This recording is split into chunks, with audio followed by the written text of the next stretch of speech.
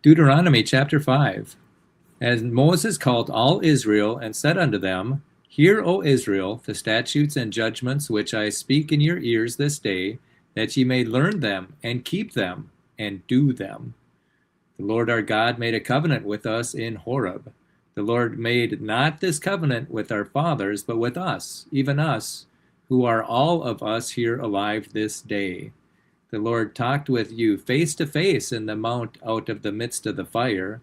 I stood between the Lord and you at that time to show you the word of the Lord, for ye were afraid by reason of the fire, and went not up into the mount, saying, I am the Lord thy God, which brought thee out of the land of Egypt, from the house of bondage.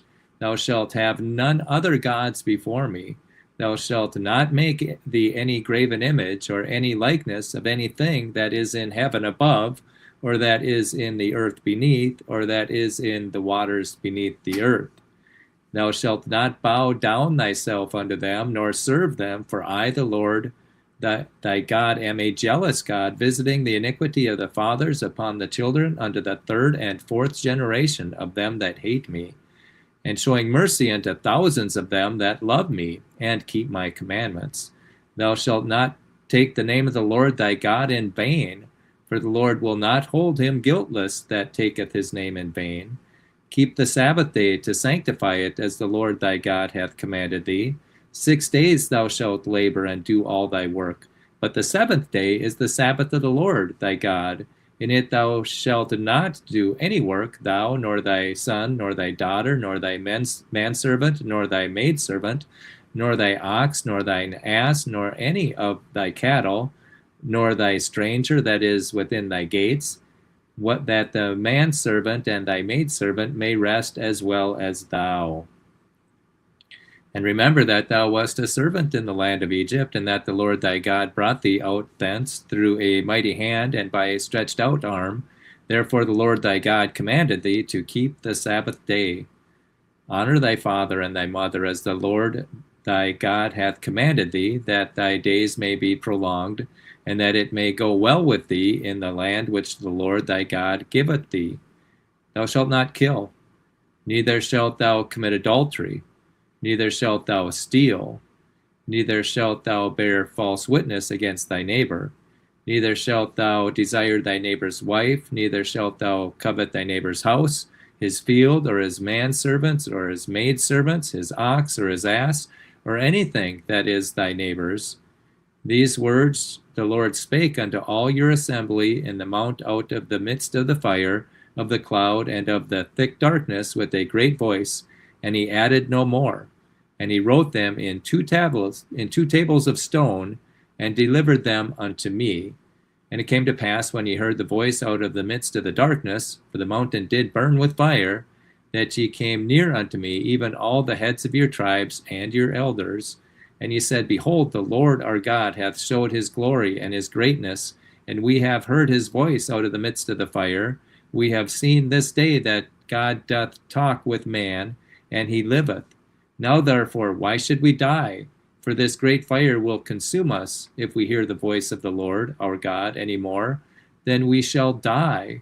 For who is there of all flesh that hath heard the voice of the living God speaking out of the midst of the fire, as we have, and lived? Go thou near and hear all that the Lord our God shall say, and speak thou unto us all that the Lord our God shall speak unto thee, and we will hear it and do it. And the Lord heard the voice of your words when ye spoke unto me. And the Lord said unto me, I have heard the voice of the words of this people, which they have spoken unto thee. They have well said all that they have spoken. Of that there were such an heart in them, that they would fear me and keep all my commandments always, that it might be well with them and with their children forever. Go say to them, Get you into your tents again. But as for thee, stand thou here by me, and I will speak unto thee all the commandments and the statutes and the judgments which thou shalt teach them, that they may do them in the land which I give them to possess. You shall observe to do therefore as the Lord your God hath commanded you, Ye shall not turn aside to the right hand or to the left. Ye shall walk in all the ways which the Lord your God hath commanded you, that ye may live, and that it may be well with you, and that ye may prolong your days in the land which ye shall possess. Deuteronomy chapter 6. Now these are the commandments, the statutes, and the judgments which the Lord your God commanded to teach you, that ye might do them in the land whither ye go to possess it, that thou mightest fear the Lord thy God, to keep all his statutes and his commandments, which I command thee, thou and thy son and thy son's sons, all the days of thy life, that thy days may be prolonged. Hear therefore, O Israel, and observe to do it, that it may be well with thee, and that ye may increase mightily, as the Lord God of the fathers hath promised thee, in the land that floweth with milk and honey. Hear, O Israel, the Lord our God is one Lord, and thou shalt love the Lord thy God with all thine heart, and with all thy soul, and with all thy might.